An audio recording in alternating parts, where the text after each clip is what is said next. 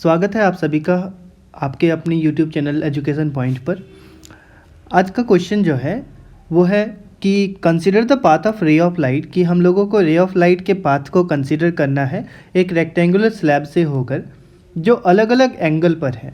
सबसे पहले हम लोगों को क्वेश्चन बोल रहा है कि विच वन इज़ ग्रेटर, कि इसमें से क्या बड़ा होगा, द एंगल ऑफ इंसिडेंस और एंगल ऑफ रिफ्रैक्शन, कि एंगल ऑफ इंसिडेंस बड़ा होगा कि एंगल ऑफ रिफ्रैक्शन बड़ा होगा। सबसे पहला क्वेश्चन हम लोगों को ये पूछा जा रहा है कि एंगल ऑफ इंसिडेंस बड़ा होगा या फिर एंगल ऑफ रिफ्रैक्शन बड़ा होगा। चलिए देखते हैं।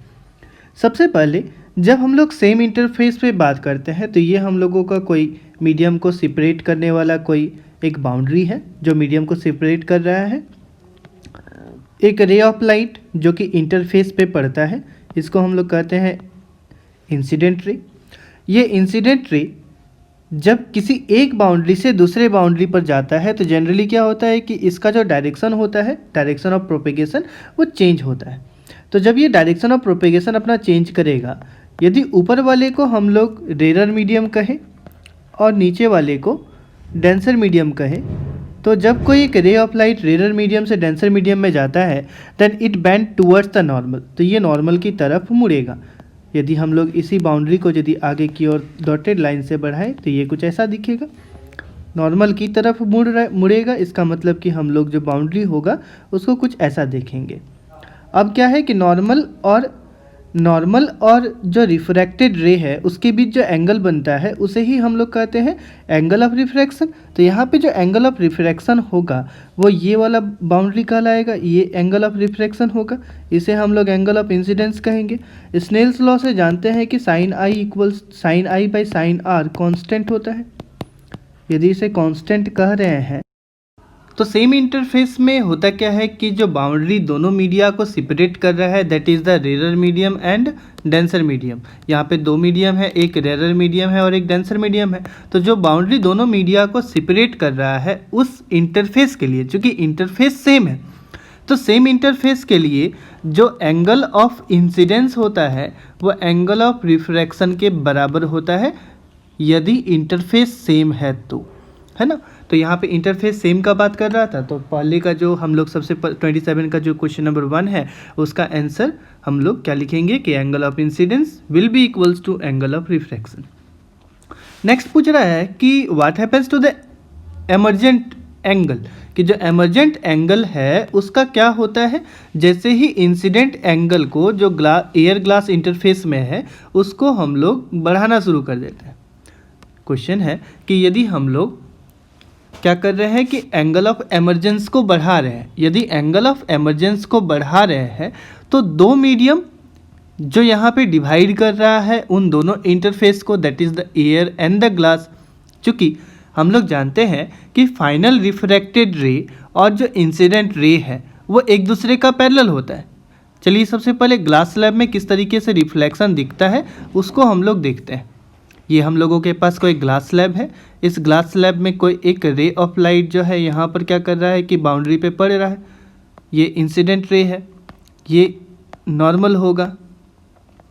जानते हैं कि एयर से ग्लास में जा रहा है then it will bend towards the normal, कि ये नॉर्मल की तरफ मुड़ेगा, है ना। अब इसके बाद क्या है कि ग्लास से एयर में जा रहा है तो it will bend away from the normal, है ना। तो ये क्या करेगा कि नॉर्मल से दूर जाएगा। जब हम लोग इस जगह पर जो हम लोगों के पास ओरिजिनल इंसिडेंट रे है उसे यदि हम लोग आगे की ओर बढ़ाएंगे और जो हम लोगों के पास फाइनल रिफ्रैक्टेड रे है जिसको हम लोग एमर्जेंट रे कह रहे हैं, उन दोनों को यदि हम लोग कंसिडर करें तो क्या होगा कि जो एंगल ऑफ इंसिडेंस है और जो एंगल ऑफ इमर्जेंस है इसके केस में हम लोगों को देखना है। अभी यदि हम लोग ओरिजिनल इंसिडेंट रे और फाइनल रिफ्रैक्टेड रे दैट इज़ द एमर्जेंट रे इन दोनों को देखेंगे तो इनके बीच का जो डिस्टेंस ऑफ सेपरेशन है जिसको हम लोग लेटरल डिस्प्लेसमेंट कहते हैं वो हमेशा सेम रहेगा।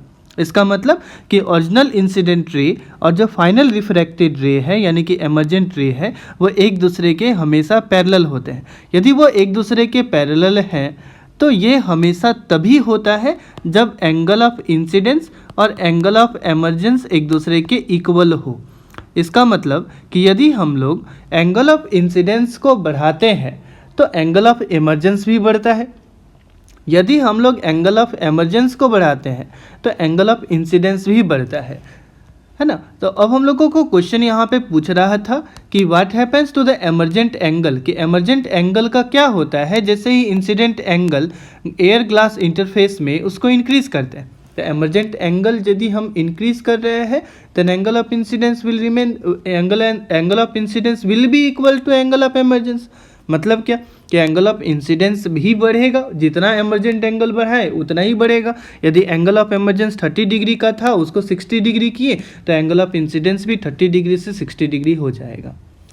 नेक्स्ट क्वेश्चन हम लोगों को पूछ रहा है कि state the condition when no bending occurs, कि उस कंडीशन को भी बताना है जिसमें बेंडिंग नहीं होगी।